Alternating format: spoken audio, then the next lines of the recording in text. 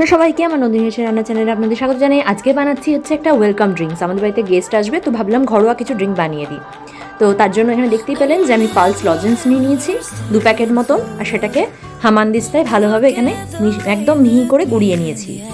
এদিকে আমি নিয়ে নিয়েছিলাম 3টে গ্লাস। গেস্টরা যখন চলে এসছে তখন আমি এটা বানাচ্ছিলাম।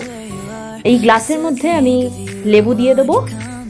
এই লেবুটা আপনারা গন্ধরাজ লেবুও ব্যবহার করতে পারেন আর ঘরোয়া লেবুও ব্যবহার করতে পারেন।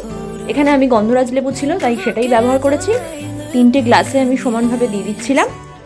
এই লেবুটা দেওয়ার পরে এর মধ্যে দিয়ে দিচ্ছি আন্দাজ মতন জলজিরা।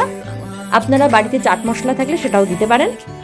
এই জলজিরাটা দিয়ে দেওয়ার পরে এর মধ্যে আমি এবার যে পালসের লজেন্সের যে একদম গুঁড়ো করে রেখেছি সেটা এখানে দিয়ে দিচ্ছি 2 থেকে 3 চামচ মতন। গ্লাস বুঝে আপনারা দেবেন। এবার এটা দিয়ে দেওয়ার পর আমি এর মধ্যে দিয়ে দেবো সামান্য একটুখানি ঠান্ডা জল।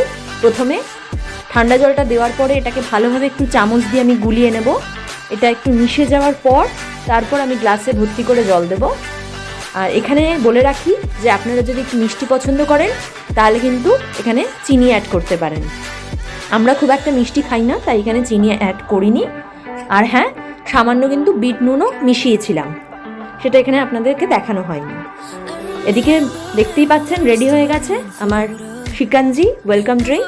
এখানে ওপর থেকে বরফ দিয়ে দিয়েছিলাম আর লেবু দিয়ে গার্নিশ করে দিয়েছিলাম, আর চারপাশে একটুখানি বিট নুন দিয়ে দিয়েছিলাম। এতে খেতে ভালো লাগবে। আপনারাও এটা বানিয়ে ফেলুন। আমার বাড়ির গেস্টদের অর্থাৎ আমার বর আর বরের বন্ধুদের সবারই এটা ভালো লেগেছিল। আপনারাও এটা বাড়িতে বানান, আপনাদের গেস্টদের ওয়েলকাম করতে পারেন এটা দিয়ে, তাদেরও ভালো লাগবে। অবশ্যই আমার চ্যানেল ফলো করতে থাকুন। ধন্যবাদ। সাবস্ক্রাইব করতে ভুলবেন না যেন।